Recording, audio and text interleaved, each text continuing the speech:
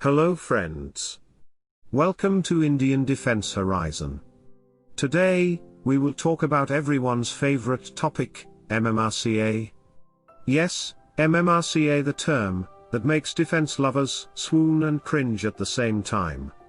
This was supposed to be that one, mother of all defense deals, that would wipe away years of neglect the IAF has suffered from. MMRCA was the deal that all of us defense lovers fantasized about. It seemed we had been granted a wish to buy any plane on the planet, we just had to choose. We just had to pick one. But we did not pick one. We did not pick any. We did not choose.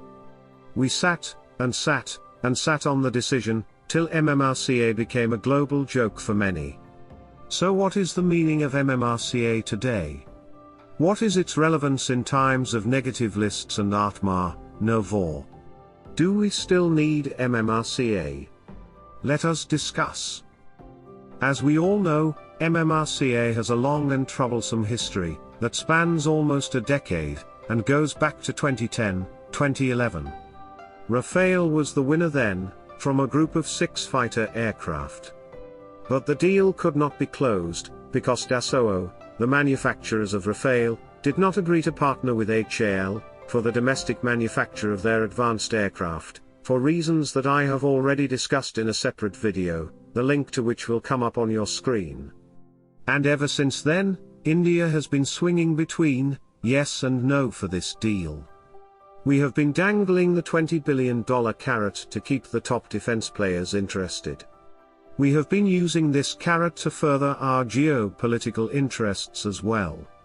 But, as with anything, people are now getting a bit weary of this delay and this procrastination. So, do we still need the MMRCA? Is it still relevant, when we are already developing Tejas Mark II? The short answer for me is a resounding yes. There are 3 main reasons for saying this. I will go through them, one by one. 1. Tejas Mark II and AMCA are at least 8 to 10 years away from being fully operational.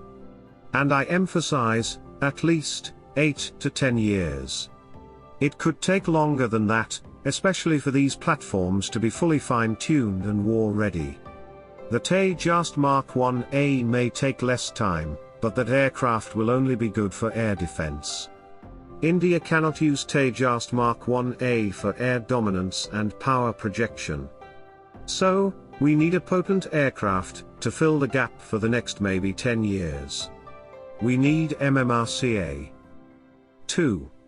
We all agree AMCA will be our next game changer. But, is our defense industry ready to manufacture a true 5th generation? Or, as some fanciful pundits like to call it, a 5.5 generation aircraft? Just designing the AMCA doesn't mean you will be able to build one. It takes a lot of manufacturing experience, maturity and finesse, to build a 5th generation aircraft. Even the Russians and Chinese struggle with it. So can India hope to better them, in spite of having a smaller and less experienced manufacturing setup? No, we can't. Unless we use the next 7 to 9 years to upskill ourselves. And this can be achieved by inviting an experienced company like Lockheed, Boeing or Dassault to manufacture in India, and teach us how to set up a high-quality assembly line and supply chain. And this can be done through the MMRCA deal. 3. This third reason is somewhat related to the second one, but focuses on the readiness of our private industry to manufacture a 5th generation aircraft. They currently don't have any experience or knowledge of high-end fighter aircraft manufacturing. The supply chain does not exist today and needs to be ramped up in preparation for AMCA. We cannot expect HAL to manufacture AMCA. It just doesn't have the skilled manpower, and may never be able to upskill its current workforce. AMCA can only successfully be manufactured by the private industry. That is why a JV is being explored with a private firm for the same.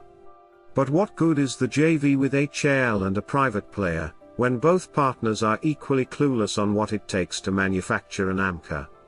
we need the private player to provide the skill and experience for AMCA.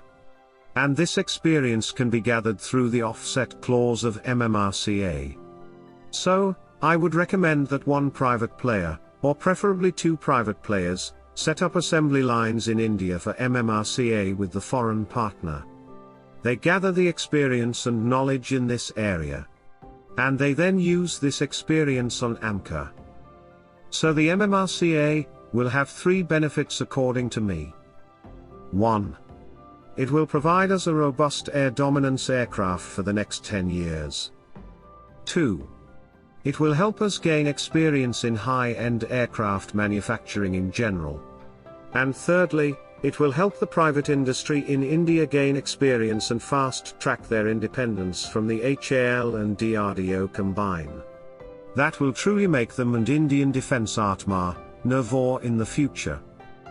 And as to the question of which aircraft we should choose in MMRCA, well, I think F18, F21, F15 and Rafale are all great planes.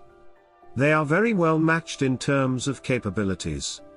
And, some of you know, I don't care too much about standalone aircraft performance per se, so I won't go down the slippery slope of specification comparisons. Please see my video on platform versus capabilities for more on this subject. But in this race of equals, I think the right choice for India will be Rafale. Simply because we already have them, they have been customized for us. It will be easier to integrate the Rafale into the IAF's ecosystem than a new aircraft. Plus, the Rafale is French. It holds more mystery for our neighbors than the other, more popular and common, American planes. I ignore the MiG-35 and Su-35, simply because I don't consider them in the same class as the other four offerings. So there you have it. According to me, MMRCA with Rafale is the right choice for India. Let's see what the folks in power do, or not do, about this. What do you think? Please share your comments. Please subscribe if you like what you see. Till we meet again. Take care.